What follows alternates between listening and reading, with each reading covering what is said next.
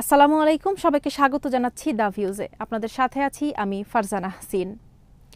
ইরানের শীর্ষ সামরিক কমান্ডার গত মাসে দেশের আগ্রাসী শত্রুর বিরুদ্ধে অত্যন্ত কার্যকর ক্ষেপণাস্ত্র পাল্টা হামলা চালানোর জন্য দেশটির মহাকাশ বাহিনীর প্রশংসা করে সতর্ক করে দিয়েছেন যে বারবার ভুল করলে আরও জোরালো জবাব দেওয়া হবে।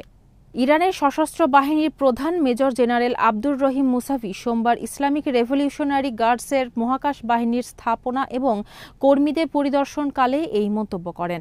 তিনি বলেন, এটি মহাকাশ বাহিনীর ধারালো তরবারি ছিল যা ঐশী সহায়তায় শত্রুদের মাথা এবং তাদের হাত কেটে ফেলতে সক্ষম হয়েছিল। ১৩ থেকে ১৫ জুনের মধ্যে তীব্র ইসরায়েলি বিমান হামলা ইসলামী প্রজাতন্ত্রকে লক্ষ্য করে, যার ফলে দেশটির দ্রুত এবং জোরালো পাল্টা আক্রমণ শুরু করে।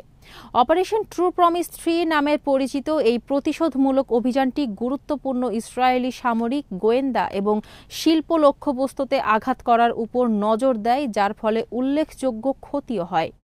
ইরানের পারমাণবিক স্থাপনাগুলো আক্রমণ করে মার্কিন যুক্তরাষ্ট্র যুদ্ধে প্রবেশ করার পর ইরানের পশ্চিম এশিয়ার সবচেয়ে গুরুত্বপূর্ণ আমেরিকান বিমান ঘাঁটি আল উদেইদে হামলা চালায়।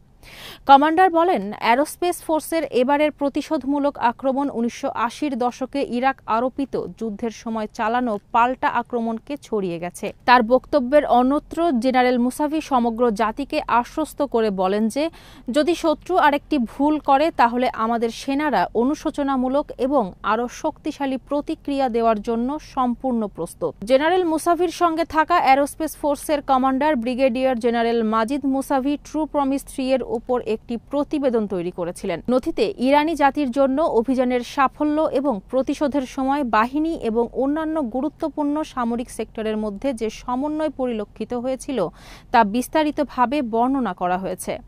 ট্রিগারে আঙুল রাখার নির্দেশিকা জারি করা হয়েছে তা উল্লেখ করে কমান্ডার মুসাভি বলেন, আমরা এখনও শত্রুর পক্ষ থেকে যে কোনো ভুলের পুনরাবৃত্তি এবং সম্ভাব্য আগ্রাসনের মুখোমুখি হতে প্রস্তুত।